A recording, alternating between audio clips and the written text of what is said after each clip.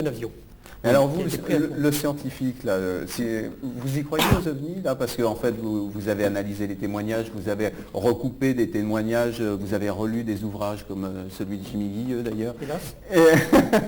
Alors, vous y croyez ou vous y croyez pas? Je pense que très rapidement, d'une part, il y a certainement des observations d'engins expérimentaux. Ouais.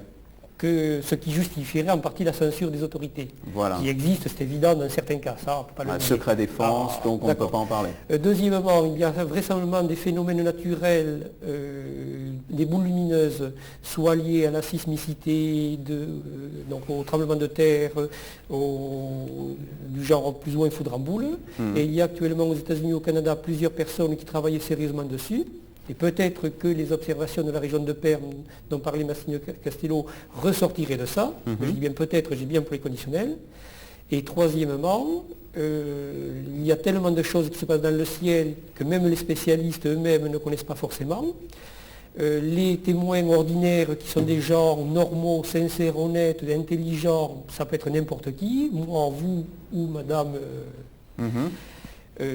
Quand il y a quelque chose que nous voyons dans le ciel mais que nous ne savons pas reconnaître, certains phénomènes d'illusion d'optique ou bien de notre cerveau qui travaille sur ce qu'il voit peuvent petit à petit déformer l'observation. Pierre Vandeneuve, vous, 30 ans de témoignages que vous avez recueillis aussi à votre niveau comme journaliste, qu'est-ce que vous en pensez? Je ne sais pas, honnêtement je ne sais pas.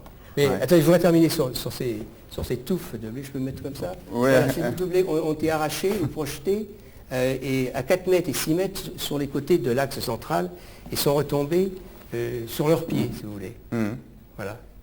Ça, c'est une chose positive. On n'a pas expliqué pourquoi, comment, quelle force les a arrachés. On pourrait peut-être dire aussi qu'en URSS, il y a d'abord une enquête qui est faite au niveau psychologique sur les témoins par des psychiatres, et qui ne sont pas plus bêtes que nos psychiatres, et par des psychologues, et qu'il y a aussi tous les cas classiques sont étudiés. Foudre en boule, rentrer dans l'atmosphère d'une météorite, est-ce qu'il y a eu des essais d'avion, puisque la plupart des gens qui dirigent les commissions d'études sont des militaires, ils ont travaillé pour l'armée avant, donc ils ont accès à tous les dossiers, et normalement j'ai l'impression aujourd'hui qu'ils travaillent avec les militaires, qui veulent comprendre le phénomène.